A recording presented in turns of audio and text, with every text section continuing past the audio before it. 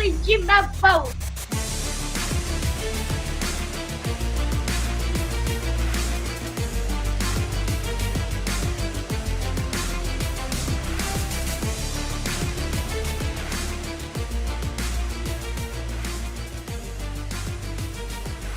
Court is in session with Ryan in Sacktown on If You Don't Like That.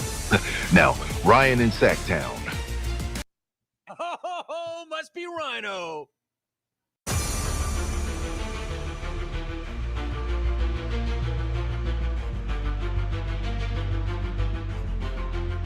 Oh boy, that's a tough one. Now, see, this guy knows basketball. The best day of the week. It's hump day. Some might say it's the middle of the week. It's Jerry Reynolds Wednesday around here. So do me a favor. If you have a friend that likes Jerry Reynolds but doesn't know about the King's Court, tell him to get over here because you're going to get about an hour of Jerry being here talking hoops and what's going on in the NBA. And you never know where the conversation's going to go. What have we learned about Jerry? He's played basketball with what's the surgery called? Tommy John. We know the Claude Bird rolled up cigarette stories. I mean, he drops us with something new every single time. So that is your goal for the day. You want to get one of these. Oh boy, that's a tough one. Now, see, this guy knows basketball. That's what you want to get. The Kings got rolled yesterday in Summer League. If you did not see that, they play again today. As I told you before Summer League started, they would not likely be playing their top guys in Summer League in back-to-backs, and that's the case today. So they're going to run it with the others. However, Emmanuel Sharp shot the three ball pretty well. Adam Silver addressed the media. We're going to listen to some sound bites from Adam Silver. And just because Mac kind of put this on my radar, can Brian Kelly just shut up? Like, some people just need to zip it. And that's Brian Kelly. By the way, if you're starting a podcast right now, and it has anything to do with the University of Notre Dame, heck, if it has anything to do with a college football program, I bet you could probably get Brian Kelly on your show. I'm serious. He is just going wherever will take him. I found this little clip being asked about how Notre Dame would respond to him, and I find it very curious. It doesn't feel awkward. I think that's probably the best way to put it. I don't feel awkward. Look, there's going to be detractors anywhere I go. I went to the Chicago White Sox Red Sox game, and 4 people hated me and 5 people loved me. You know, so that's like, really, Brian? Like, he's waiting for people to laugh at the jokes. Here's my question, Brian. I don't want to be a detractor, my man. But what happened to your accent? It's a great night to be a Tiger. I'm here with my family. Like, what happened to it? And maybe it's because his voice changed over time from yelling at reporters, which we played just the other day. That's a great question. I mean, who does this guy think? That's a great question. This guy thinks he built Thank you. Rome at Notre Dame. He didn't. Anyways, how are you all doing? We have some more founding members for the King's Court Discord. Thank you to Patrick. Thank you to Icebox for signing up, and a few others. We'll get to that in a minute. I'm going to show you, I'll give you a sneak preview, let you know that it's not smoke and mirrors, that we are working on some good stuff. And yeah, like I said, Adam Silver, he talked a little bit more about the Clippers situation. And I guess maybe I heard the commissioner wrong. He's speaking to panels that want to become General Motors salesmen. What? Hold on. Help me out, Commish. But they have a program, a student program that I spoke at the other day. Wannabe GMs, salespeople. Damn. NBA Europe expansion seminars on how to become a GM salesperson. Program here. This is great when people just yell things out from the audience. Yeah. Hold on, let me just.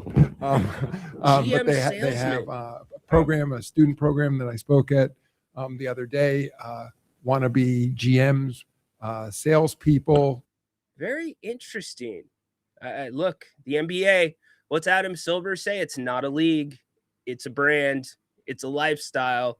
So Jerry Reynolds joining us here in about 20 minutes because he usually shows up early. We'll get to all of that in a second. We'll talk about Discord as well. The response has been tremendous. Thank you guys very much.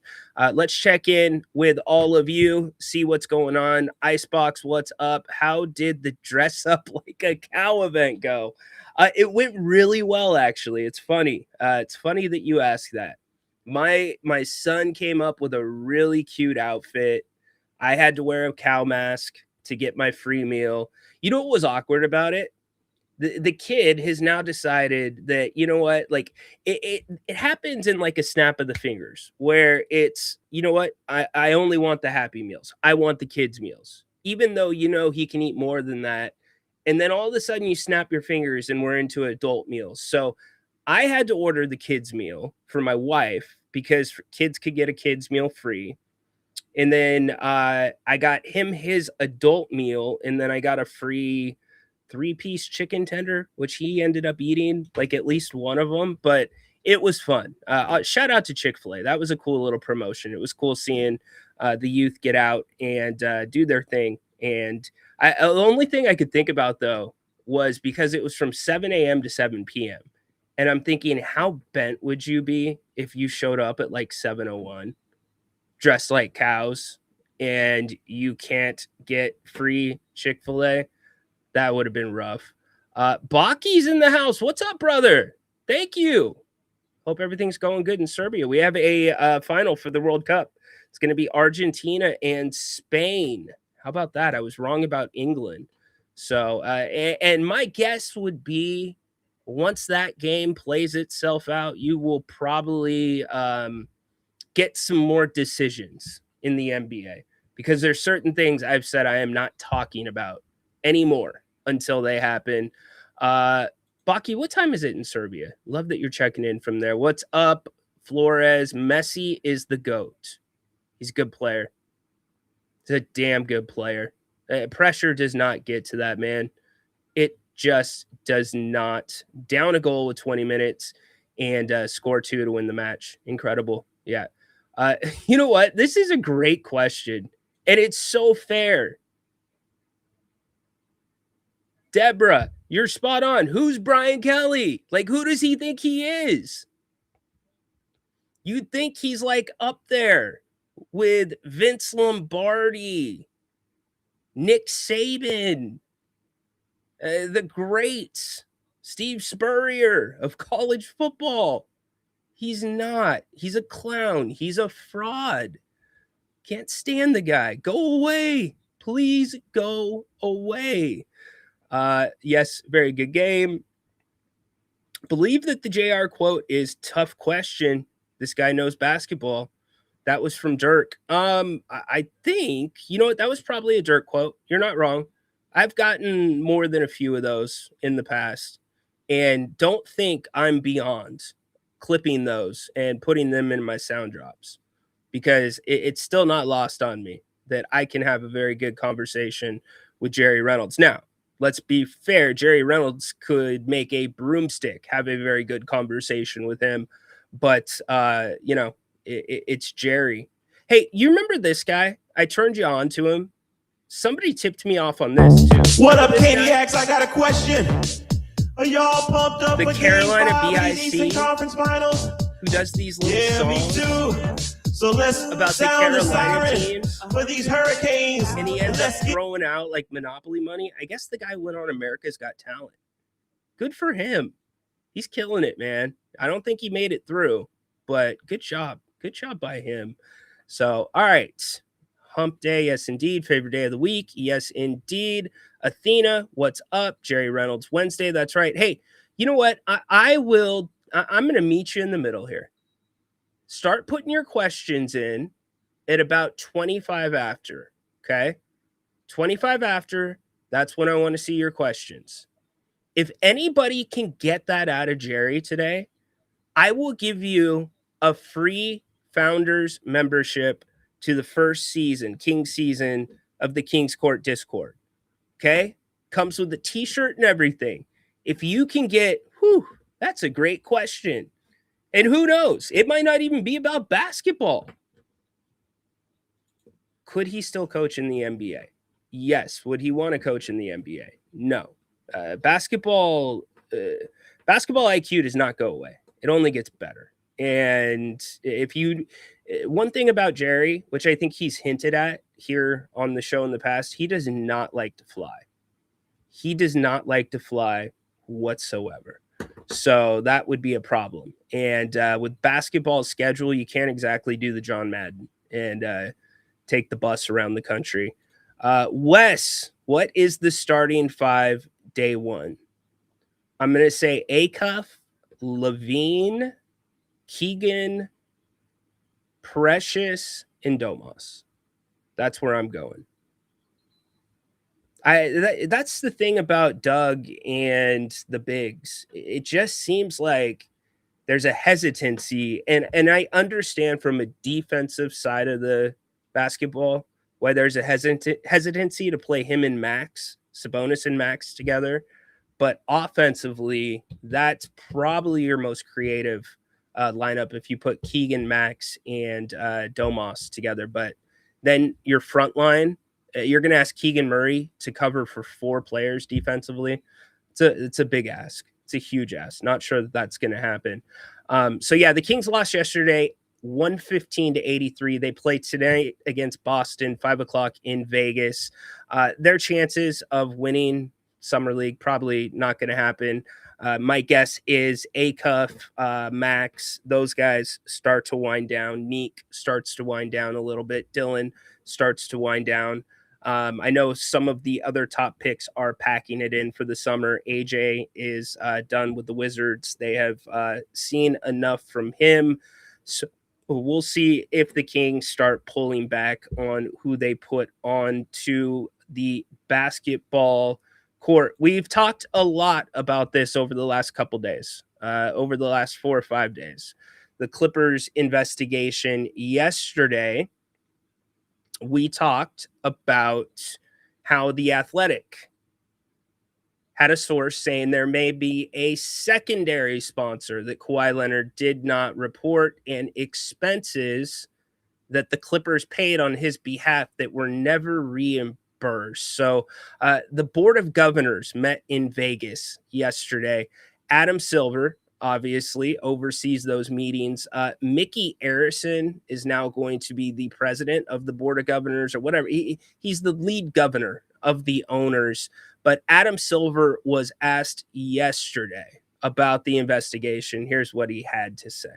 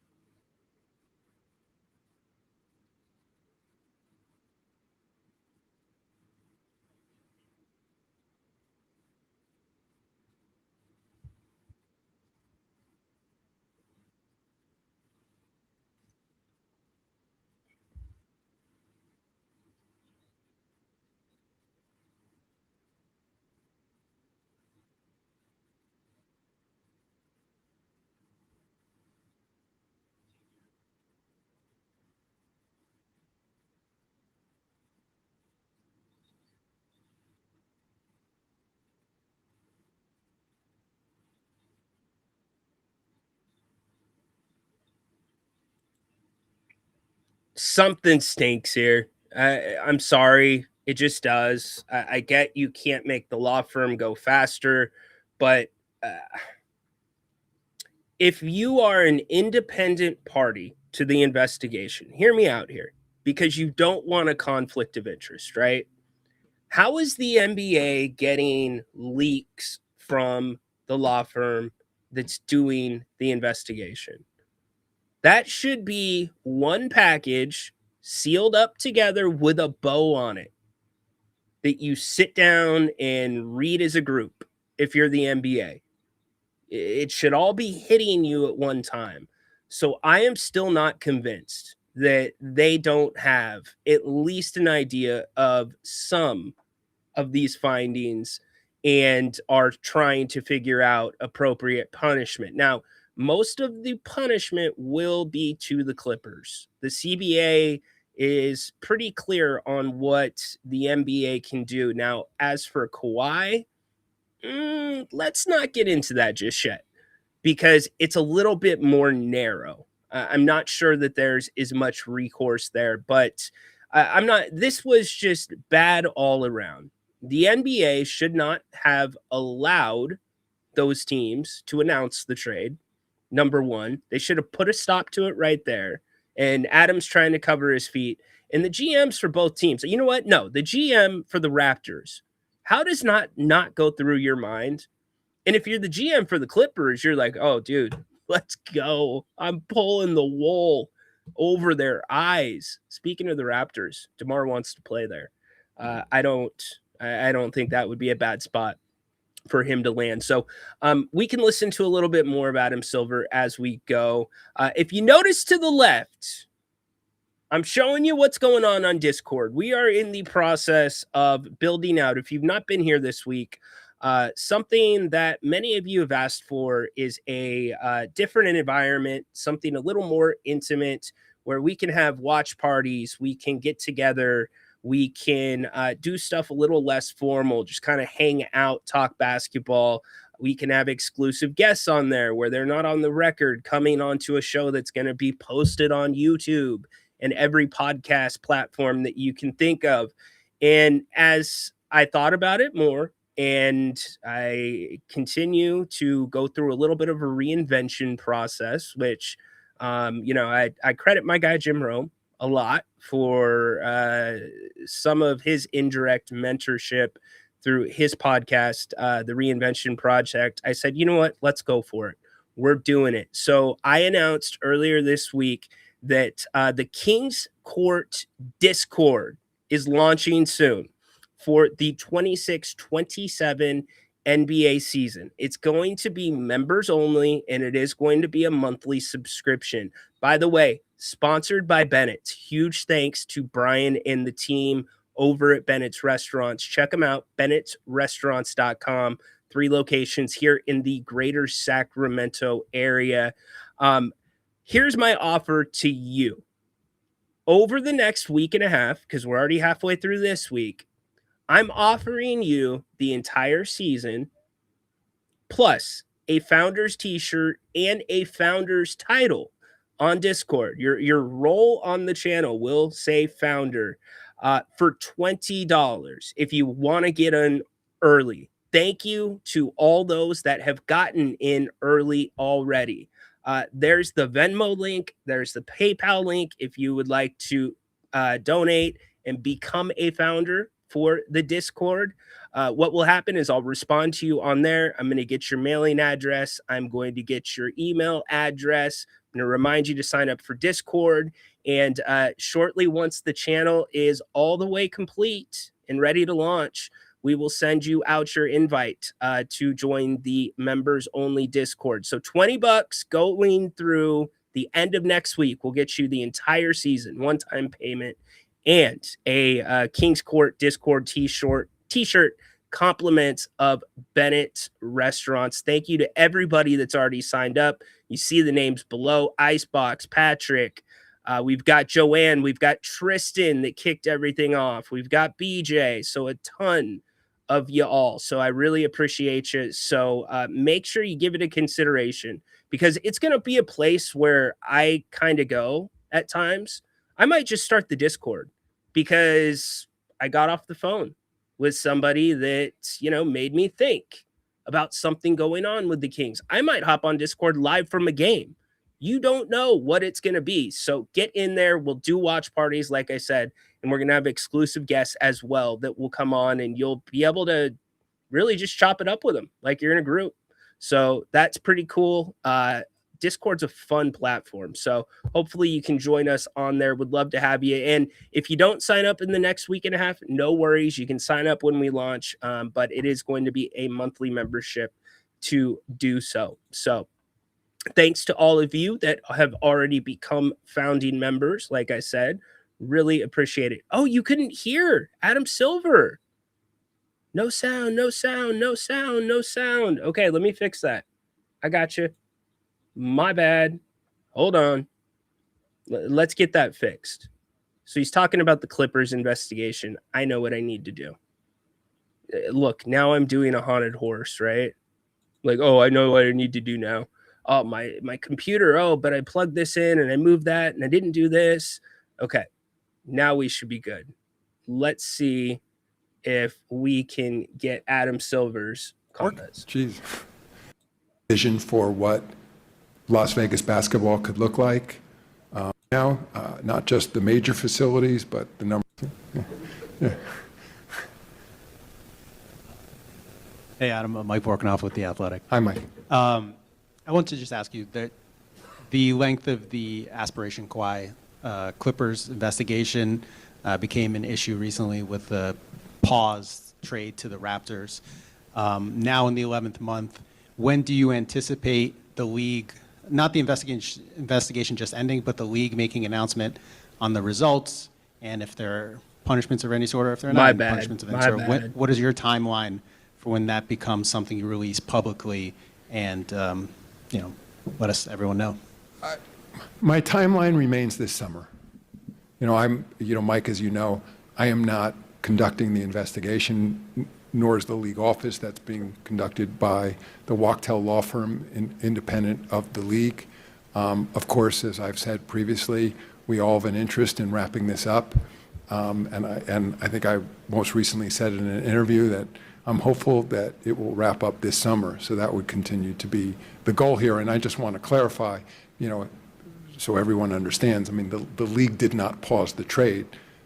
The parties to the trade made a decision not to go forward, given that the investigation remained open and any possible impact on Kawhi or his contract was yet to be known. And so they chose not to live with that uncertainty, but that was well known before the trade was proposed. And I didn't think there was any reason for people to believe that the status of Kawhi Leonard would change merely because he was traded. The investigation needs to run its course.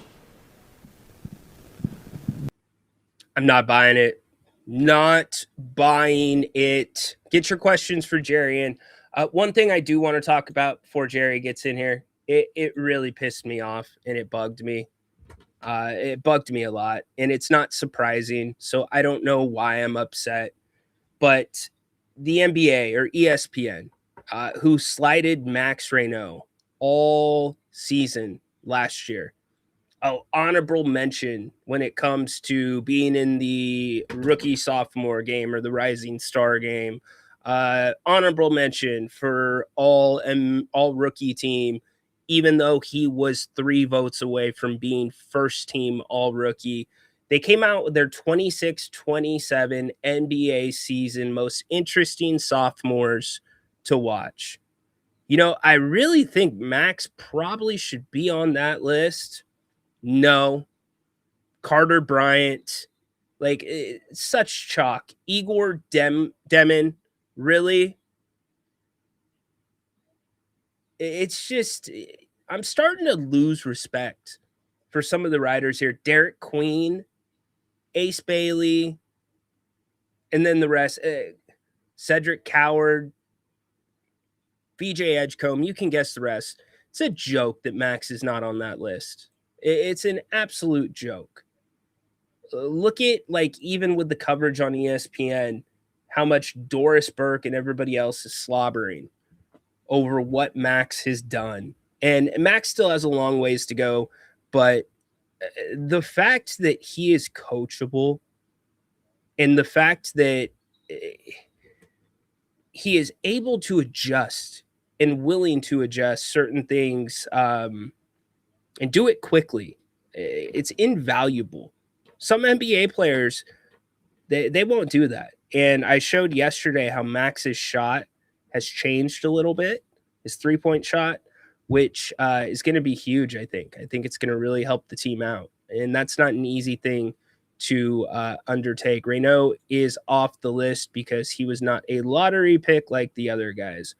Okay. Some of those guys were not on the all-rookie team. So ESPN just... Who wrote this? Is it Bontemps? No. Ben Golliver. Yeah. Knucklehead. All right. We're starting to get some questions for Jerry. I like it. Adam is going to let the investigation. I want to let it marinate. I want to let it marinate a bit. I mean, they are training future GM salesmen this summer at the NBA. A student program that I spoke at the other day. Wannabe GMs, salespeople who are training to come into the league. How about that? Wannabe GM salespeople. Look at y'all getting creative with your questions for Jerry. I like it. He'll be here in just a couple of minutes. Grant will be back tonight, by the way. So make sure that you mark that on your calendar. Join him 7 o'clock. Do an open forum as he does most nights during the week. Kings 5 o'clock tonight against Boston. Most of the guys that you would be tuning in to see are not playing tonight. And I think you'll probably start seeing some wind down, but a lot of people are pulling the panic alarm on VJ Edgecombe on Darius Acuff Jr. And I talked about it yesterday. First off, I think the expectations are way too big from this fan base. He was not the first pick. He was the 7th pick. But that being said, I think there's a couple things in his game that you would like to, or you were hoping would have been better. So we can have that conversation, but, we're going to stop all conversations because, as I said, Wednesdays are for one thing. They're talking to our guy, Jerry Reynolds. We learn something new from him every single Wednesday, whether it's playing against Tommy John, whether it's a caddy story, we get something new. So, Jerry, happy Wednesday, buddy. How you doing? Yeah, happy Wednesday. It's a great Wednesday to stay inside, isn't it? It is blazing. Did you get your walk in this morning? No. I'm going to get on the treadmill after a while after we get off and watch the Kings, I guess, in the Summer League. So that's about the only way to get any value out of Summer League is get a treadmill. Or get one of those. You could get one of those like foot ellipticals where you're sitting on your couch and you're doing the elliptical with your feet. Yeah. I've got enough ways of easy. At some point you just got to get out there and do something. That's it. Yep, I'm with you. I am completely with you. We've got questions lining up for you already in the chat, but just your, I guess, what's jumped out? Who's jumped out to you from Summer League through about a week of action? Well, I mean, certainly for the Kings, Emmanuel Sharp, I think, has been, very good, very much a surprise. I mean, not that I think, the fact he's an older player and you see the defensive intensity is outstanding and he can make 3-point shots. He, for, a second round pick, outstanding. I think he's got a chance to play, during the regular season. Then conversely, I think Caravan really does not look like a first round pick right now. Don't want to make any rash judgments. I mean, we all do, but there's just no reason to do that during Summer League. But certainly he has not looked like he's ready for NBA action. And then, of course, I think Acuff has had his moments, but I wanted to see more and see better. But I'm not. I'm old enough to remember Steph Curry in summer league when he averaged like 14 or 15 on 34% shooting. Yeah. And was the third leading scorer on his summer league team. And when Derrick Rose averaged about 10 points a game in summer league. So, always keep those things in mind. It's like, yeah, summer league is summer league. And I think the big thing to remember with Acuff, at least for now, he's 19. Mm-hmm. He's 19. And it's going to, patience and development is what he needs. I always say, we saw the Kings probably didn't have that with Davion Mitchell, and it cost himself a solid point guard. Whether he's certainly good enough to play on a winning team in Miami, and whether he's the answer. He's not Magic Johnson, but he's a proven winning playoff type or winning point guard. So I think that's a concern for me is patience. Don't he's not going to be Magic Johnson. I wish he was. Yeah. But that isn't going to happen. But 2 or 3 years, like I say, he might be. Kyrie Irving. Kyrie didn't come out of the box early.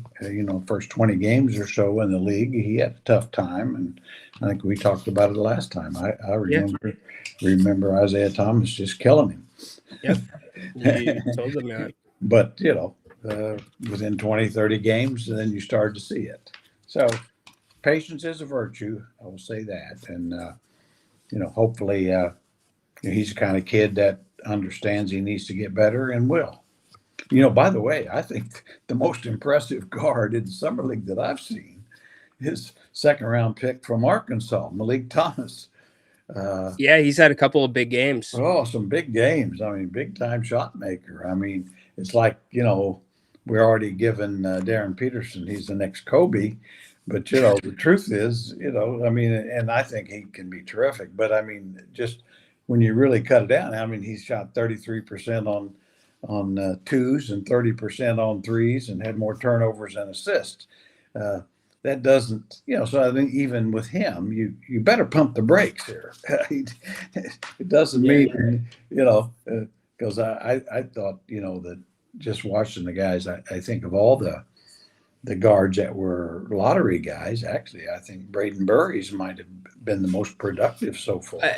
Jerry, I got to see him at the California Classic, and he, to me, had an NBA body. He had that NBA flow to him where it's just easy. He can get where he's going, even if you're trying to stop him. And he's right at just that kind of perfect size, like a Jalen Wells, where he can play multiple places. Yeah, he's kind of a Derek White kind of guard, guy that great can play on the ball, off the ball, guard two positions. And I think, he's got, he looks like he's a can't miss. I mean, I'm not surprised by that particularly, but, I'd almost be surprised if he's not better than Wagler, another large, which are both similar size guys. Yeah. And, but, in 3 years from today, we'll know who the best of those guys are. So a couple more questions about Summer League. The first, I'll go just the entire league wide. Would you, through this time in Summer League, a week and a half, would you change anything in the top four with the way it was drafted? I'd have a tough time. I would take Wilson over Peterson. Wow. Okay. I might still stay with DeBonce at 1, but from what I've seen of Wilson, I think I might go there at 2. And I might even go Boozer at 3 ahead of Peterson. I think Boozer is, he's one of those guys that doesn't have the flash and the dash, but damn, he's a solid, really good all-around player. The kind that probably you're going to just love having on your team for 12, 15 years. You know, that's what Scott Pollard said on the radio when we talked to him about it. And, you know, he's normally pretty right when it comes to the NBA draft and the Jayhawks. You know, if I'm Boozer, I'm like picking up the phone and seeing how much time I can spend with Domantas Sabonis. Yeah, you know, I mean, they've got a lot of the kind of game, except that, you know, Boozer, a much better shooter at an early age. Like I say, he's always reminded me of Kevin Love when Kevin was at his best, you know, but Kevin didn't get there for about 3 years in the league. You know, he lost weight and then he became a 22-point, 12 rebound guy for years, and the great outlet passes. And Boozer's like that, you know, and Kevin athletically wasn't, but he's one of those guys that, you know, didn't have the great athleticism, but got all the rebounds, kind of like Domas does. Yeah. So, yeah, I think it's a good point. But I don't think, you know, I just think he's going to be, the Grizzlies are going to be awfully happy that they got him. And, you know, like I say, Peterson, DeBonsa, Wilson, they got a little more star quality than Boozer, but then that doesn't, you know, sometimes teams don't need stars. They got stars. Well, yeah, and the other thing with the Grizzlies is people don't realize it, but they quietly have a war chest of picks. Mhm. And I know that the next draft is not supposed to be as strong as this one, but if you think he's going to be that solid player that you're talking about and you think you can get your star somewhere else, that's a great guy to have on your team because he's a universal piece. Yeah, and I think they're going to have a lot of cap room, which in a league that doesn't have much. Yes. And so people say, well, who wants to go to Memphis? Well, nobody. But you know, for an extra $10 million a year, a lot of guys do. Yep. Hey, Zach LaVine came back to Sacramento for 49. Yeah, money talks and bullshit walks, you know. Hey, man. Okay, so, and I want to make this question very clear within the short sample size that we have with Darius Acuff. What is one thing that has maybe exceeded your expectations and one thing that you've been a little bit disappointed about with him in his game? Well, I've certainly been disappointed with his shot making, you know, because I mean, I think defensively teams have, you know, focused on him. You can see that every game, and so he's had a little bit of trouble getting quality shots, and he's made some tough ones. I'll give him that. So shot making is a concern for a guy, you know, coming in. You assume that would be the least concern because he was a guy that had the numbers. You know, I think I like, you know, his creative passing. I mean, you can see the instincts he has and the ability to make passes. You know, he's not Jason Williams, but he can use his left hand to make passes and right hand and drop offs. He's got a lot of creativity. I think his casualness at times has really bothered me with the ball. You know, he's going to have to become a lot more focused, you know, a little soft pass here and there, it's picked off or whatever. And I think too, he plays with the ball a little too much. He'll learn, but you know, in the NBA, you know, the more times you dribble, the easier you are to guard. I mean, you need to go somewhere with it. Great point. You need to go somewhere with it. And I think the second half of the last game, I think we saw that a little bit. I mean, I thought he really was looking to turn corners or exchange, you know, little change hands, exchange hands, dribble, and get somewhere to the basket or whatever. And you know, get to your work quicker, I would say. That is disappointing because, yeah, you can stand out there and fumble around with the ball and show your dribbling skills, but the clock is ticking down. Yeah, that clock sneaks up on you pretty quick. Are you a little, and this is within the sample size again, we don't want to take this out of context, but when you're his size, you have to be crafty around the rim. You've got to have a little bit of that magic. You've got to have a little bit of that spin, that English. And I've been a little disappointed around the rim with him, especially because you're not playing against the Redwoods that you're going to be playing against come October. What have you seen there? Yeah, that's disappointed me too.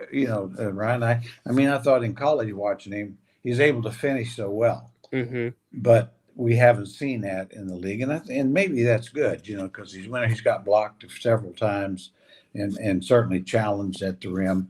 Now, some of it's just the terrible spacing the Kings have offensively. When there's always guys there waiting for him, but yeah, I think he's got to get a little craftier there. Maybe a little more cognizant of the floater, or the mid-range 7 to 10 footer. Take advantage of those things. But that's all kind of getting smarter. But I think the summer league has probably been good for him there, as you said. I mean, even though these guys aren't the same caliber he's going to see, but some of them athletically they are. Yeah. And so defensively, they're long and athletic, and they put in pressure. So it's probably a good eye opener, because I'm pretty sure he thought, I'll be able to beat these guys off the dribble with a little shake move or something that I did against Auburn or something. And it's like, well, no. Yeah, that's a really good point, because there's a right time, and this as a point guard, there's a right time and a wrong time to decline a screen. I mean, I remember playing the game, and I treated declining a screen much like a big would treat slipping a screen, right? Mm-hmm. And I've seen him declining the screen a lot. And maybe that's a product of, just not a great game yet with Dylan Cardwell, not familiarity with Max Ryno, but certainly something to keep your eye on. Yeah, let me just throw this at you, see what you think. One of the reasons I think he did that too much, and he did, I couldn't agree more, is I don't think I've ever seen so many high screen situations, screens roll, and there's no roller. Yes. It's the Kings offense, Jerry. Yeah. I mean, my point is like, okay, you take the screen, now you're doubled. Right. They switch and double. Right. I mean, I was just flabbergasted. As you know, I get flabbergasted a lot, but it's like, wait a minute. If you're going to set the screen roll, take somebody with you. 100%. The guard. So I could see, I was thinking, too, as a guard, you're thinking, screw this. I'd rather go at one guy than two. I'm so glad you brought that up. And you know what? Let's get to Flores' question, but I want to go back to that question for Jerry. What advice would you give Doug Christie with the Kings, or this Kings roster? Well, I think you really are going to have to utilize Sabonis a lot. They'll help Acuff get the ball out of his hands, get more cutting and moving. And of course, Domas sets great screens, so I would start there. But and then I think you want to really maybe have a little more structure to it to help Acuff, especially push the ball down, get it in Sabonis' hands, get it to Keegan, and get some cutting. And make sure you got good floor spacing. Because, I mean, if you're counting on Acuff to get you 30 points a game, you're going to get beat about every night. Yes. There's no reason, though, that he can't be an efficient, 14.78 assist guy, if, in fact, there's a scheme there that fits. And that's what you're searching. I mean, and as you go on, you maybe he's capable of much more. I think he is. But right away, I think Sabonis really could be a real key for this team, to give him some consistency, a guy that can get you 16 points and 6 assists without being, looking to score much. And a guy that traditionally plays 79, 80, 81, 82 games a season, and he didn't play a ton last year. So you got to think, too, there's going to be some fresh legs with Sabonis. There's going to be some extra, little pizzazz behind him. And I think there's some people that he wants to, shove it to, show them wrong around this building.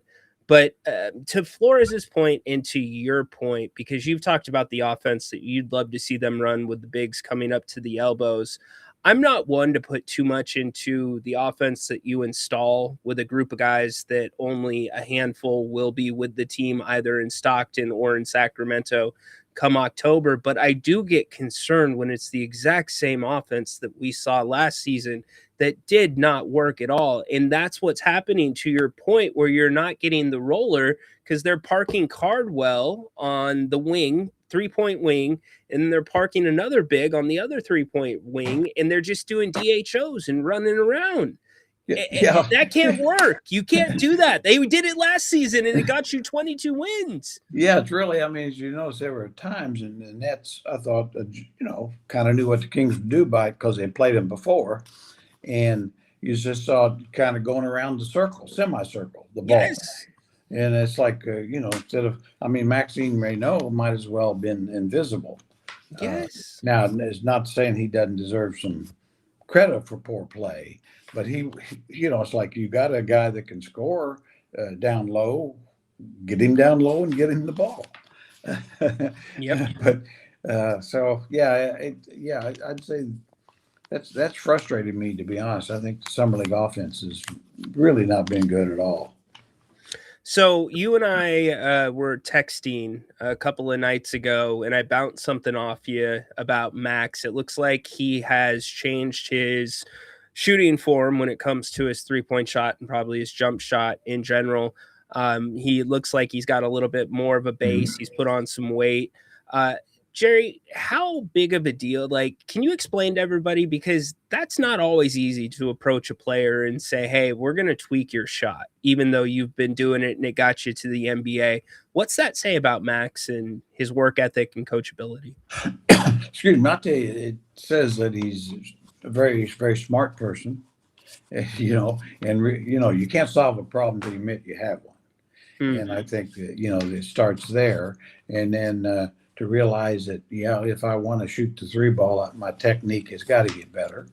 It's been pointed out. And how do I do that? And then, start working on it. I mean, it's he's certainly getting his, elbow under the ball better and you see a little better extension, feet set. And so it's all, then it's repeatable. It's got to be repeatable. And, So he's on the right track, I think. And I think that eventually he'll be a good 3-point shooter. I agree. I just think they got to kind of encourage that and have him keep working on it.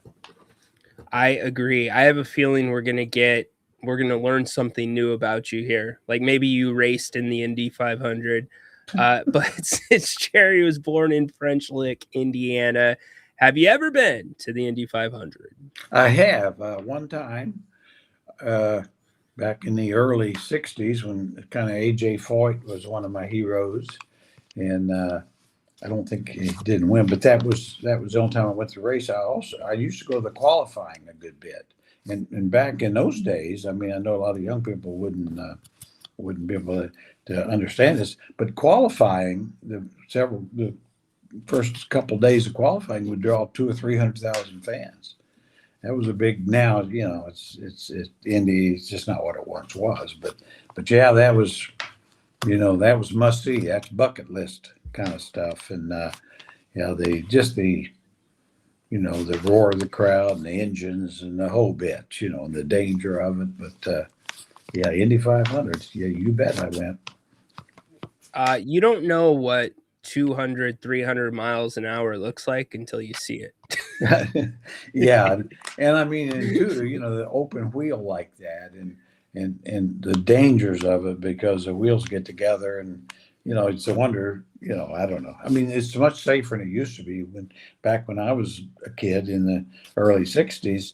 There'd be somebody killed about every year, maybe a couple. It'd just be guys would, I remember Bill Vukovich won a couple in a row and then was killed the next year.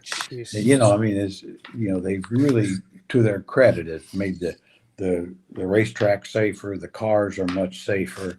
And so, you see that in all racing sports. And so that's good. But that was part of it, the danger, and so definitely used to follow it. And I always remember too, AJ, like I say, AJ was one of my heroes, and I'd go to Terre Haute, Indiana, and some other small dirt tracks. And AJ, during that month, he'd go over and run dirt tracks. Nice. And, I mean, he was just a racer, you know. Yep. He was just a guy to get in the car and beat you. Yep. I mean, those days are kind of gone too, but I mean, it was like that was his mentality. If it's got four wheels, I can beat you. You know, there's actually a lot of I shouldn't say a lot, but a handful of the NASCAR guys that still do that. Like Kyle Busch, who unfortunately we lost. He was, I don't know what the cars were, but he was doing dirt racing with his son. I know Kyle Larson did a lot of that. But all right, it's your buddy Jerry. It's Tristan. Tristan.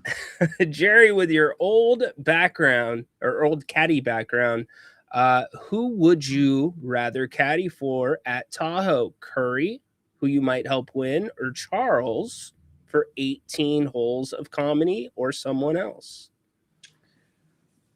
You know, it'd probably be someone else. I mean, the attention Curry and Charles gets is so much, and I think at some point Charles would wear you out.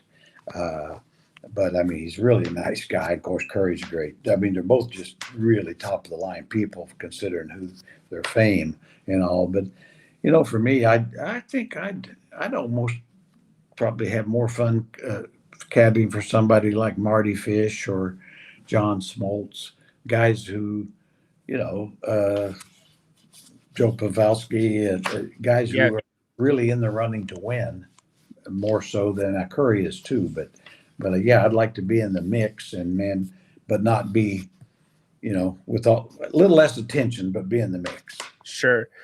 Did you ever get asked to play in the tournament? Did you want to play in the tournament? Never asked and never wanted to. Okay. Yeah. My golf. I quit playing golf years ago, and it's been one of the smartest moves I ever made.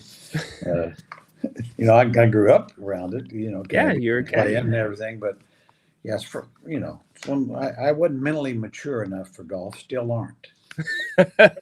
And put it that way. And I love the game. I love watching it. I mean, I can't wait for the British Open tomorrow. Or I'll be up early watching it. But I just admire the players. Like I say, I was so lucky to get a caddy in the LPGA Women's Open one year in French. That was in French Lick, and that was cool. A highlight for, you know, as a 16-year-old. I don't. You know what? That's new. You never told us that you caddied for the Women's Open in French. Yeah, it was in 1960, I think, or it might have been 61. I caddied for, at that time, was a fairly named Marlene Bauer Hagee. Okay. And she was fairly well known. I mean, she wasn't Mickey Wright was a big star, and I think won $1,500 first place. Wow. But I mean, of course, $1,500 in was, you know, that was probably about half your work for an average man at that time. But you caddied a winner of the Women's U.S. Open, my man. Yeah, I mean, I caddied, you know, like with Marlene Bauer. I mean, I think she finished. It's insane. 20th or something, and you know, so you know, and she'd won several times on tour. And in those days, they couldn't afford to take caddies from place to place. Sure. You know, they get just local people, and so that was neat. The only thing I really hated, and she was easy caddy for, because she knew what she could hit. You know, she wouldn't ask some 16-year-old dipshit should I hit a 4-iron or a 5-iron, but it was shagging balls. You know, they didn't really have a good driving range, you know, and so I'd have to go out and shag balls, and I'd never, you know, you couldn't see them half the time. It's one you didn't, you know, I was always worried about getting kabonged. Right. So anyway, yeah, it was one of those, again, kind of like Indy 500, kind of a bucket list thing. So what did they do? Like send you out into the driving range field with like a helmet or something? Because I know they didn't have the cars back then. Yeah, no, it wasn't any helmet. They sent you out there in the driving range. My head was my helmet. Oh my gosh. Yeah, I will say I hated that. I mean, and she'd always try to send you back, you know, further than she thought the ball would land, but sometimes it's a little closer than that you wanted. That's for sure. And you certain so, yeah, it wasn't like you're shagging balls in the outfield. I'll tell you that. No. And so that was kind of the experience. And I always remember I got paid $80 for the week, which was huge money at that That's time. I mean, I worked a year later on the golf course, and I made about $40 a week. So that was good, man. Jerry, it's incredible. We learn something new every week, and we've been doing this for so long. It's such a blessing. Well, Tristan, thanks for the thing. It kind of brings back some good memories and bad, Yeah. both ways. Me and my brother used to, when we started about 13 years old, caddying, and because the Donald Ross course was close to our home, and so we'd bike over there, and so. Well, for those that don't know, like French Lick is not just like small stoplight city. Let people in. There's like golf resorts, casinos. Oh yeah, it is a small town. I mean, a couple thousand, maybe 3 now, but yeah, it's a huge resort. They've got 2 4-star hotels, that and a casino and a couple other Holiday Inns, but those kind of things. And yeah, it's a big deal. I mean, I worked as a lifeguard through college there, and I'd see Paul Horning, Alfred Hitchcock, celebrities come in there, and I've told this story a lot, but Paul Horning was the year he got kicked out of football for gambling. He was from Louisville, mm-hmm. which is hour drive to French Lick, and he'd come up and spend weekends there a lot, and we had these cabanas at the end of the pool, very nice pool that you rented, and of course he'd always bring a lady friend with him. Yeah, quite breathtaking, for all of us 16, 17-year-old guys. It was like the highlight of our. Yeah, you're thinking, man, I hope she can't swim since I'm lifeguarding. Oh, well, she didn't get in the water, but just seeing her lay out, when you're 17. But the thing about Paul, though, he was such a nice, I thought, just went out of his way to, he knew what we were thinking a lot, but he'd always say when they'd get ready to leave, and he'd always tell me, he said, I left a few things for you guys in the cabana. It'd always be part of a, maybe rum or some beer and stuff. Yeah. So Paul Horning is on my A list. I'll tell you that. Love it. Absolutely love it. BJ wants to know, what's your take on the French kid playing these minutes in Vegas? Wait a minute. You mean Ryno? Ryno. Well, he hasn't been good at all so far, and I blame him a little, but I also blame the team. He really, to me, as a veteran player that he is now, you expect a lot more. And so I'm hoping, and I hope he plays today. But yeah, I've been disappointed, very, very disappointed. He's not playing today, by the way. Oh, isn't he?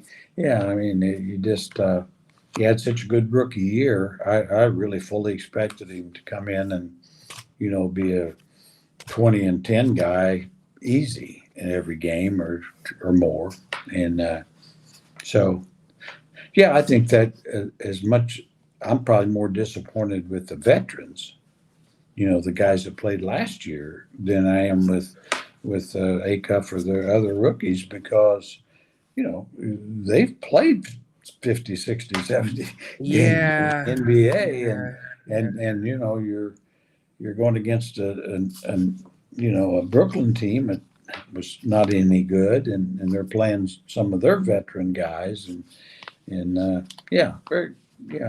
don't think there's any way you can spin that to be positive. Yeah, it's Neek is confusing, because I thought he did a decent job on DeBonsa, but then other times it's just not there with inferior offensive players that he should be guarding, no problem. Yeah, he just at times just blends into nothing. I mean, that was always my criticism of a terrific player, Harrison Barnes. At times it'd be 10 minutes and you forget that he's out there. Yep. And Nick Clifford's like that way too often. Spot on. You said last week there's not one thing that he does great, right? And you've got to have that as an NBA player. Peter asks, Mr. Reynolds, what is Memphis doing with Jalen Wells? Sacramento product and second-round pick has been a starting shooting guard, yet they haven't extended him and have signed other shooting guards for more money. Yeah, that's a great question. I don't know. I can't believe that they are going to let him go. You know, he had an awfully good year with them, and I mean, he can play a couple positions too. Yeah, you know, he's a versatile guy. So now it's probably just his agent and them. You know, it's a matter of negotiation. I can't believe it's more than that, and I would have to think, especially trying to redo their team. Well, I mean, he's the guy you'd want to be part of the redo. That's for sure. Oh, absolutely. Yeah, he's a shot maker. Well, I'm trying to pull up his contract right now. It'd probably be a 3-year, right? Because he was a second-round pick. Let's see. So he is set to make. So he's under contract this year for basically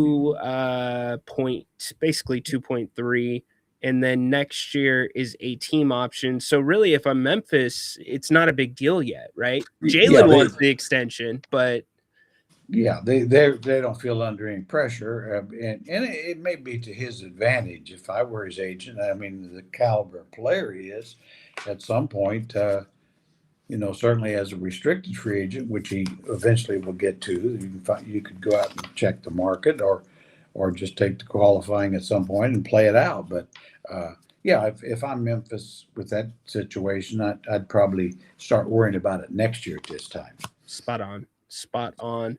Baki, hello to you, Jerry, from him and Todora over in Serbia. Wondering if you have watched any of the World Cup games. He's not been around, so I know the answer, but has it changed since we last talked? I have. Whoa! Yeah, I watched the last 2 games Argentina had, Switzerland, and then a good bit of today with England.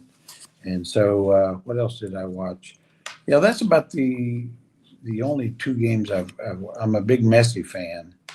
Even though I don't know crap about the game, but the fact he's playing in America and has really been great for the American League, even though he's, getting older, but he's still great. And so, it's Spain and Argentina, and I'll be watching that. I mean, Spain and Argentina. I'll definitely. I'm surprised that Spain won a little bit, but it's a World Cup and it's one and done. There's no best of 3 or 7 or anything. And so I'm very interested in it. I wish I knew more about it, but Yeah, I look. It's amazing. Grant and I were talking about this the other night. It's amazing the amount of money that it takes to attend these games and the amount of people that have come from all over the world to support their teams, and in some cases have mortgaged. Like, we're not talking about people that just come for one game. They're going to every one, and you're traveling to a city where the flight prices are going to be at a premium, hotels are going to be at a premium, tickets are twice as much in the Super Bowl in some cases. So they've mortgaged their houses. They've done all this crazy stuff, unless you're, rich and can do it. But it's just different. Yeah, the fan experience too is really remarkable. I mean, and not to haven't seen it before, but just to be reminded, during play, they're just jumping up and down, and for an hour. I mean, the energy expended, and just how much they're involved in the game. I don't really think there's any other sport that's that involved, whether it's football or basketball. Because fans. I mean, you can't imagine football fans standing up for 2 hours, right? Jumping up and down. It's a workout. Yeah. So it's amazing sport, no question. It is a workout for sure. And there's not many other sports that allow you to bring like smoke bombs into the stadium and expect to maybe have a fight afterwards or something. Well, okay, that's the thing. Like we watch the NFL and it's inevitable. So first off, Vegas is not the fight capital of the world. It's SoFi Stadium now. The Chargers fans that are always getting into fights and online. I haven't seen really any of that from the World Cup. No, that's really been, I mean, it's great to see, classy, very classy, Yeah. And it does seem like the teams, for the most part, I would say that the thing that always bothered me about soccer a little bit was the flopping. They make some of the players make Vlade Divac seem like he stood in there. Yeah. But it's a very physical sport, though. I like I said, the more you watch it, you realize, boy, not just the running, but the running into one another. And I mean, have somebody run into your legs while you're kicking or, step on your heels and stuff. It's like, whoa. Yeah. I wouldn't last long, I don't think. You know what? A soccer player's actually hurt if they're not moving. If they're rolling around, they're good. But if they're not moving, they are actually hurt. They're actually hurt, yeah.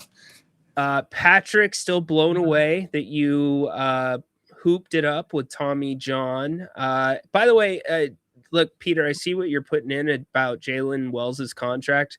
I'm looking at Hoops Hype, and it says $2.296 million this year, and next year team option for 2.4. So unless they've changed something that's not updated, who knows? Justin Icebox wants to know if you were not involved in basketball, coaching, playing, etc., what would you have done for a living? Well, my plan was really all along. I assumed that wanted to be a teacher, a history teacher. I hadn't even, when I got out of high school, I wanted to play college ball, which I did, but I really wasn't thinking about coaching. I was just, one of my social studies teachers was kind of my hero, and I thought that was cool. He wore a tie back in those days. He wore a tie every day and a sport coat, and lived in town, had a late model used car. And I thought, ooh, that's living large. Sure. And could afford to go to the local restaurant. I said, whoa, that's, you can't have any better than that. And so that was my, what I wanted to do. And, I assumed I would, be in the general Southern Indiana area somewhere. And so, but once I got in college, and I know my junior college coach always said that, you got to be a coach, and so later on, he when I was finishing college at the 4-year level, he came and said, I want you to be my assistant for a year, and then maybe take over and all that sort of thing. Love it. Absolutely love it. This isn't a direct question, but I do want to get your take on this. The Summer League free throw rules. This is where the G League has been doing it. They try a lot of things out in the G League first. Can you ever see that implemented into the NBA? I really don't think so. I think the purist, and I'm one of them, have a tough time giving a guy 3 points on one free throw. Yeah. Because you just go back through the years.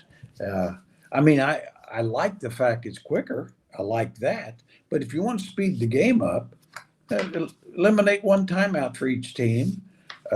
Put a limit on challenges. It can't be more than. So that would speed the game up far more than just cutting out free throws. So it put me down as a no. Yeah, to me, it's treating the symptom and not the disease of why games are long. It's the 20, 30, 40 seconds of time where players are allowed to talk to refs and debate a call, right?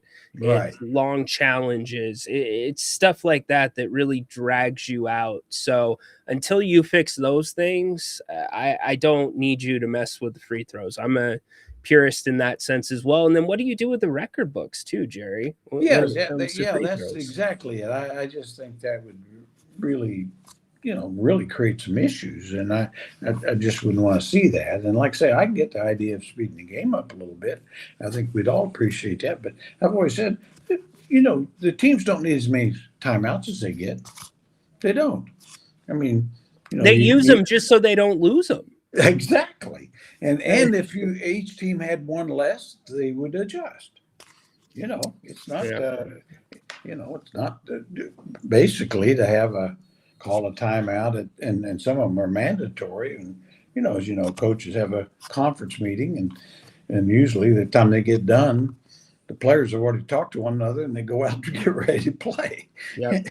And so, there's better ways of speeding the game up. That's one area Doug Christie needs to be better this year. There was only one time that I agreed with him using his last timeout fairly early because it really was the point of the game where if they didn't pull it together, it was going to come off the rails. But there were too many games with timeouts being mismanaged last season. Yeah. The old saying, you always want to save one, for the end. And that's true. I think it's true. But it's also true what you just said. I mean, I think there are times that you need them, take them.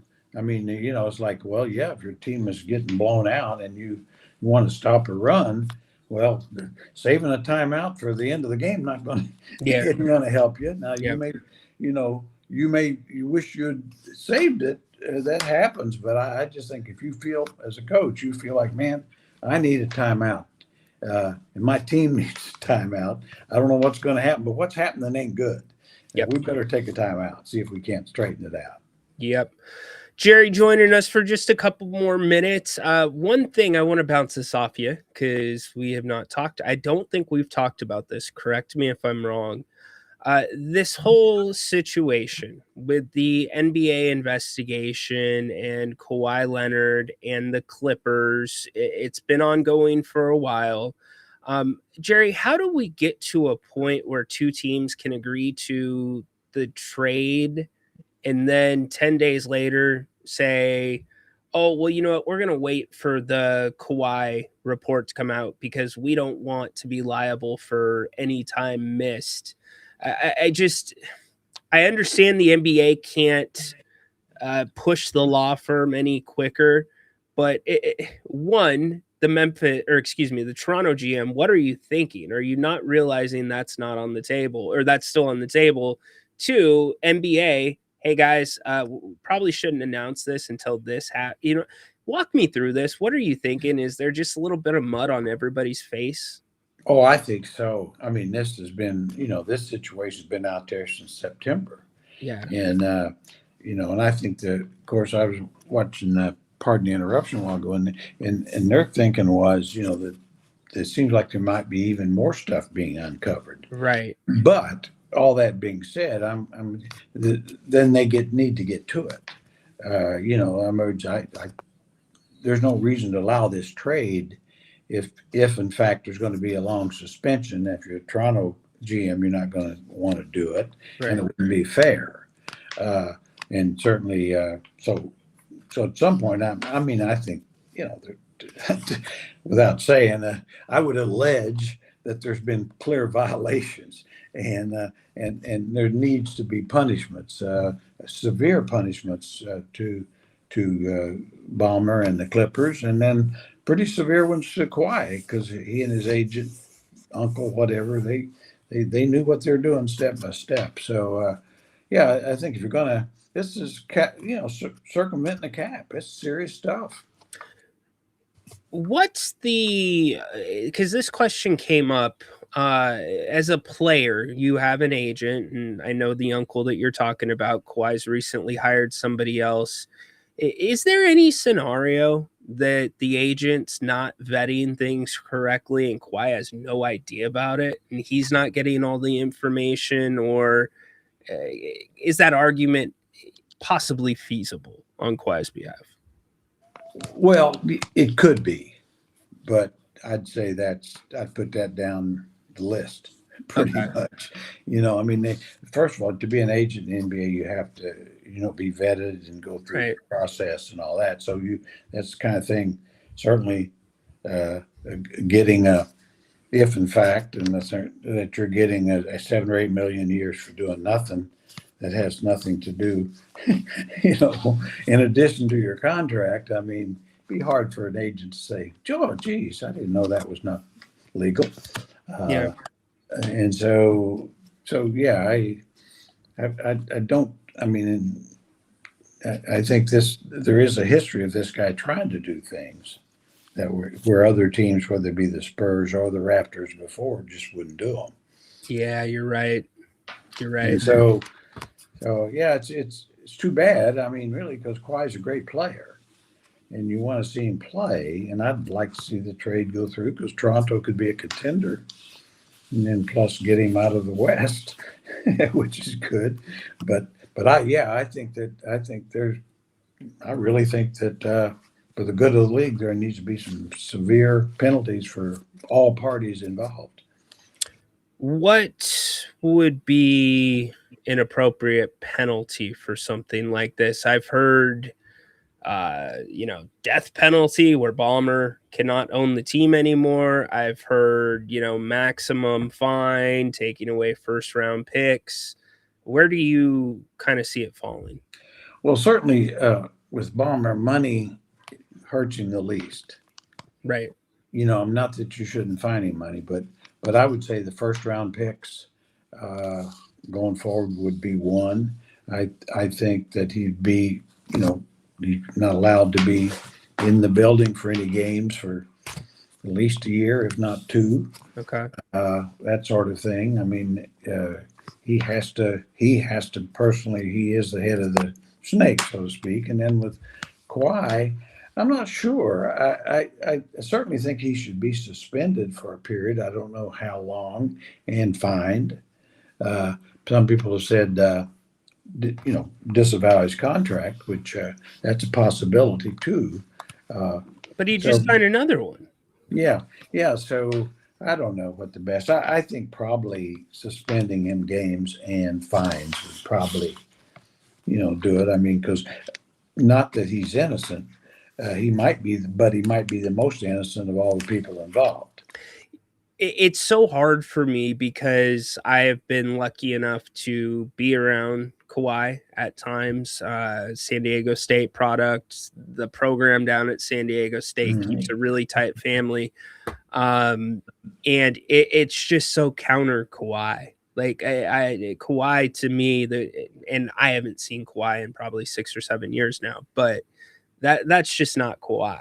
It's just, that's why I asked the question about the agents and the duty of the player to make sure things are on the up and up. But it certainly seems, taking it back to the NBA, none of it makes sense because Adam Silver, if you've looked at The Athletic has said, as you mentioned too, there might be some other things that have come out, but the way I understand it is if you hire a third party to do an investigation, you're not getting bits and pieces from the third party. You get the investigation back, and here's the thing, and you rule from there. It just feels like they don't know what to do with the punishment. It feels like they have the answers. Yeah, I think you're exactly right. I think that's it exactly. I think they've got enough of the answers, and whether the investigation is totally complete or not, I think it may be, but then it's really like what punishments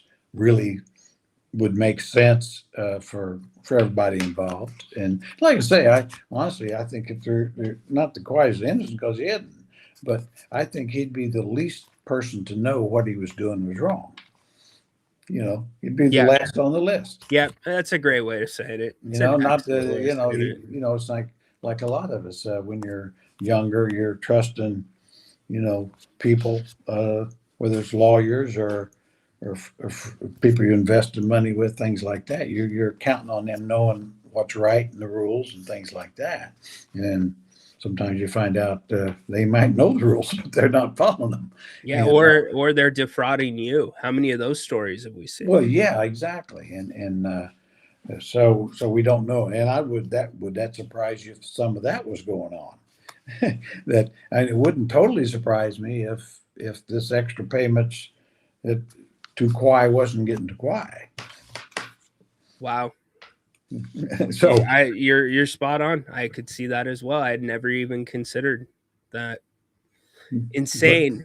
But it's still, it's still cap circumvention, whatever, and that's a serious thing, because if something like that goes, well, if you're the New York Knicks, you're at the cap, and okay, we can sign you to a minimum, LeBron, but we can get you 50 million with these 4 or 5 different benefactor companies. That's right.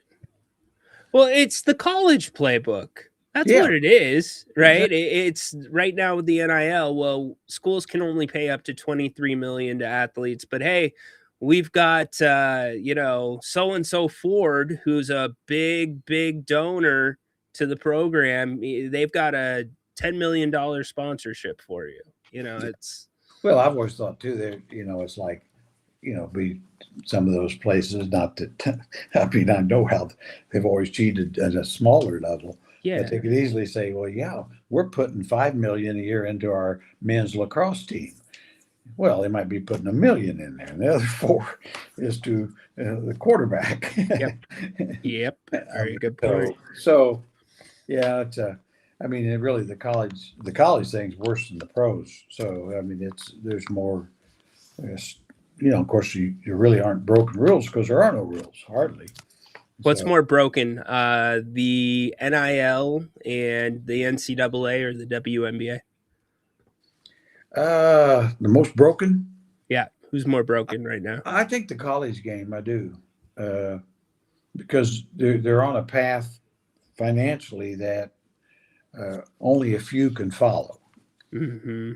It's like you're reading every day about, I was reading every day about the University of Louisville. They're losing $8-10 million a year under the currents. Well, they can't keep that going, and but they want to stay in the upper echelon of which you understand, and if they don't get it under control, what we'll eventually have in college is about 30 schools that are competing for championships, and that's it, and the rest might as well be Division III. Yeah.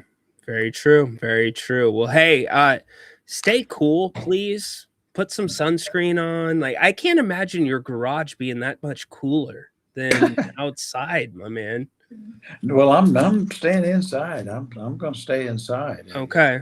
I got my treadmill. I'm going to get on a little bit, and got a fan, and of course we do have air conditioning. Even hillbillies from Prince Lick have air conditioning. But does Miss Reynolds fight you about running the air conditioner from like 5 to 8 p.m.? Yes. Oh. Yes. As you know, that's an automatic. It's kind of like I've learned that women cannot turn off lights. I didn't know if you knew that.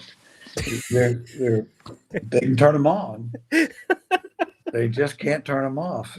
I think there's training. I don't know when it starts, but I think every married male out there understands what I'm saying. Yeah. It used to. Now, I mean, it doesn't even. I just know it's like, oh, okay. If she left that room, if I want the lights on, I'll go turn it off. You're the best. The 5 to, you know what? Like, we need a man rule. We need a man union coming together that says if it's a certain temperature, I don't care if it's 5 to 8 o'clock. The AC stays on, period. Yeah. There's. I mean, we've got to have some national. Congress really is a waste of time for the most part. Anyway, now they need to get into doing something like that. There you go. Those kind of things. Yeah, that'd be helping the constituents. Yes, especially, and we're not even getting it as bad as they are in Vegas right now. Oh, it's still hot. It's still hot. Well, hey, Jared. the thing we get is that within a few days it'll be over, and we'll be getting our Delta breeze back, and so I'm a happy Rosevillian. I'm not gonna complain. Yeah, these months go quick for the most part. I mean, we're just around the corner from NFL training camps, and then we're going to go dark for the NBA once Vegas wraps up. And guess what? It's going to be media day and training camp and back into another season. Oh yeah, it's close, and that's probably the best thing about summer league. It leads you to the NFL, and then the NFL once it's going, man, the NBA is coming, and that's a joy to the world at that time. You got the NFL going. I'm a huge football fan, but of course love NBA basketball, and yeah, that's what we need. We need it. We need both of them. So my man here relaxing. I'll let you go after this. Okay. He lives on an island. I forget which one it is. Good dude. He asks if the Pac-12 needs help. Is it relegated to Division II? It may be someday. I mean, really, it's boy, everything's going wrong. It's really hard to imagine the Pac-12, being what it was and what it is. The Pac-12 is now the Mountain West. Yeah, exactly. That's all it is. It's the Mountain West. Oh, I just so depressed when you have teams in the Big 10, which is now the Big 30. I don't know what it is. Did you hear the Big 12 is now sponsored by an energy drink? So it's the Monster Big 12. Wow. No, it's sad. It's just sad. That's all I can say. When you got teams in the Pacific Coast and the Atlantic Coast Conference, it's insane. It's insane. And I mean, really, I think the college game, they've just got to start over and try to do it right better. It may be that conferences can just be strictly football conferences, strictly basketball conference, and other, then just find things that fit for the sport. Because with football, their ideas of what's important is very different than men's basketball. But I think right now the college game, every decision is going to be made by football. Yes. Period.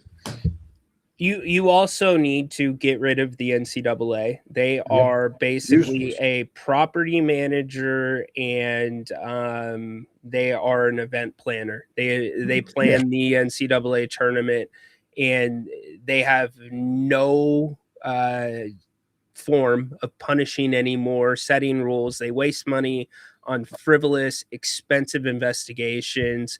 Let the conferences are already handing down punishment. The NCAA, get them out of here. Go home to they mommy. have no real power, and I mean, it's like, in fact, I wonder if half the athletes are even going to school at all. A lot of them, Jared, don't even step on campus unless it's a basketball thing, because they do their school online.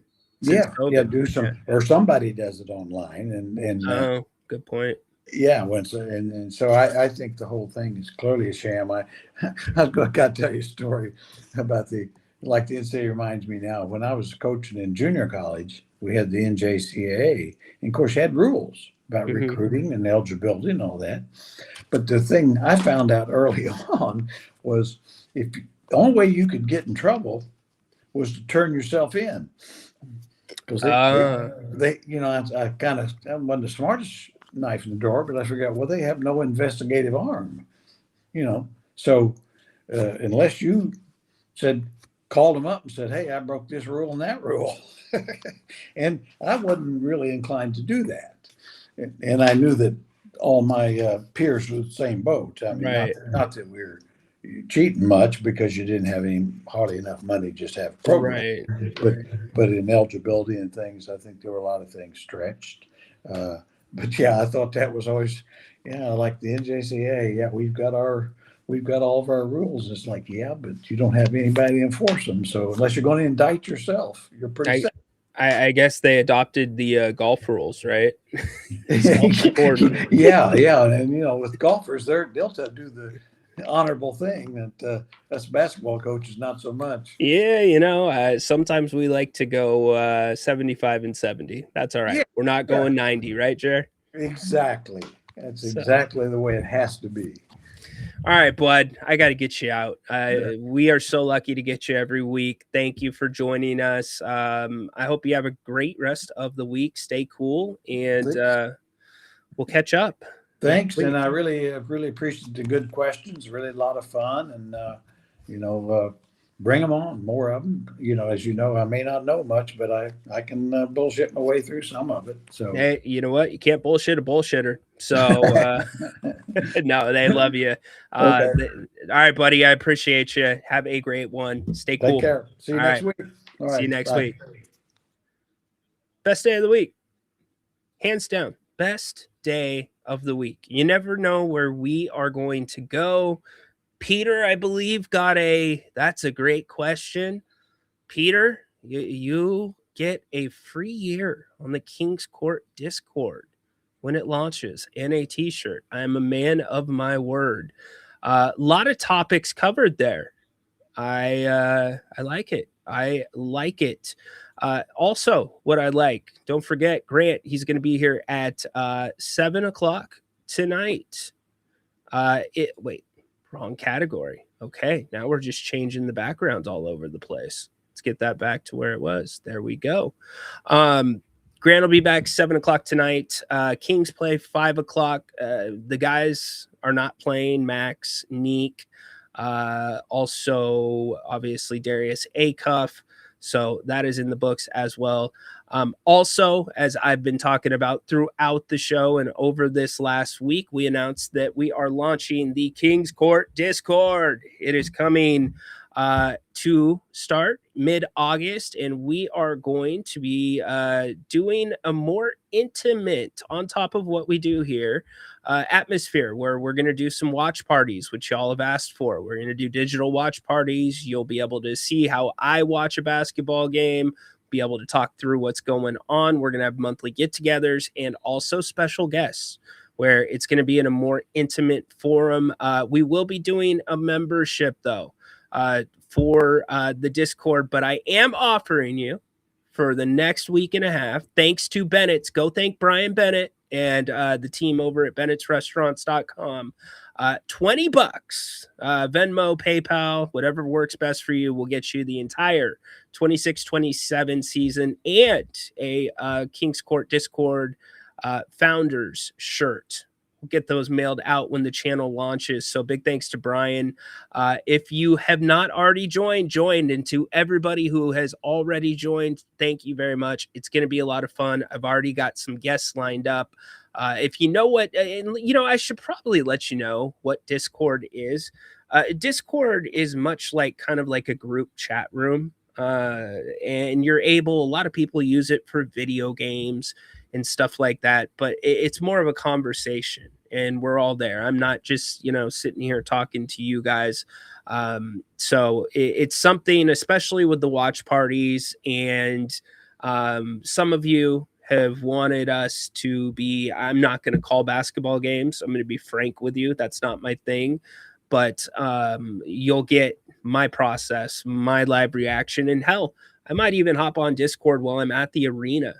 During press conferences, I might hop on there when I'm at the games at Section 105 and doing my work. So would love to have you join. Again, $20 will get you the entire first season for free and a Founders t-shirt. So appreciate everybody that has already joined. Great movies, by the way, right here. I would put the program over Blue Chips. Program was a good movie. Joe Burrow looks like the quarterback from the program. Used to look like the quarterback from the program until he went all what was it? It was Eminem, did the blonde hair. Tanking ass Kings, 0 ticket giveaways. Wes is having a bad day. Wes ain't happy, but then he's like, Jerry. Yes, you are the wiener. Yo, Ryno, is this on YouTube also? No. So the Discord, that's going to be through Discord. That will not be on YouTube. That's going to be a completely separate forum where if you want to be a member there and come in and chop it up and watch basketball games with me, I've got guests coming in. I've already secured a couple. One of which has won a G League championship. He'll be joining us in there where they're not on the record. And it's more of just kind of a group get together, hang out, have fun. And then also it's going to be a place where I'm going to be posting some stuff that I'm not going to post or talk about here. Give you a little bit more extra insight. So it is step one of what we are doing. We are expanding. We are growing. So I've got another announcement coming about the channel, but we will still have a show here on YouTube. So you don't have to worry about that. But as my guy Rome says, you got to keep reinventing. So tomorrow we close out the week. Well, no, we don't. It's Thursday. We close out the week on Friday. I will be taking the show on the road tomorrow, so it'll be a little bit of a more casual setup, but then we'll finish the week here on Friday. Everything I'm hearing is our wrestling guys will be back. We will continue to turn our eye to what's going on with the NBA. And hey, congratulations. I really hope DeMar ends up back in Toronto. I talked about it, I think almost a week ago, that's where he wanted to be. And now it's being reported by some of the national places. Be a good place for him to go. But this whole Kawhi thing just really complicates things if you are the Raptors. And if you take away first picks, here's the other thing. How's that going to work with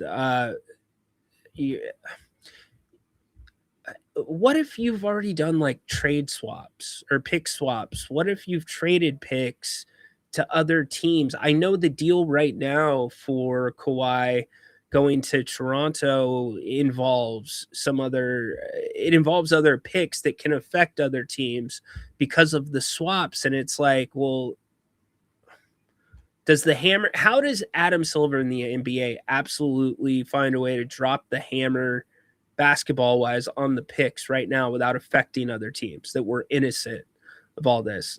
That's why I think, and Jerry's with me there, that they just don't know how to punish this. They know more. It's Adam Silver. Haven't come to any decisions whatsoever yet. Adam Silver. His time as commissioner can be summarized in one word: indecisive. That's exactly what's going on. So anyways, we're out. If you missed any of the show, make sure you watch the replay if you'd like to. It's on YouTube. You can also catch the audio of the entire show on the King's Court with Ryno, anywhere where you find your podcast. That'll be up here in about 30 minutes, 40 minutes. So appreciate everybody being here. Fun. Jerry Reynolds Wednesday, as always. Great job. Y'all brought good questions. Those were good. We learned that Jerry caddied for a woman who won the ladies US Open. What? He's played basketball with Tommy John. I mean, gosh, we learn something every week about Jer. Treasure. That's what he is. A absolute treasure. All right. So for Jerry, I'm Ryan in Sacktown. Thanks for being here. Grant, 7 o'clock tonight. Stay cool. Gentlemen, plant your heels. If your other halves are saying you got to turn the air conditioner off, how's that LA Knight say it? Nah. Yeah. No, too hot. You keep that AC going, because when that AC falls behind, good night now. You can't get it back. You're going to be sweating the rest of the night. And if there's a problem with that, you can give them my exit. Actually, no, don't do that. You've got to handle it yourself. All right, we're out. We'll see you tomorrow. Thursday edition of the King's Court coming at you. Have a good rest of the night. We're dismissed.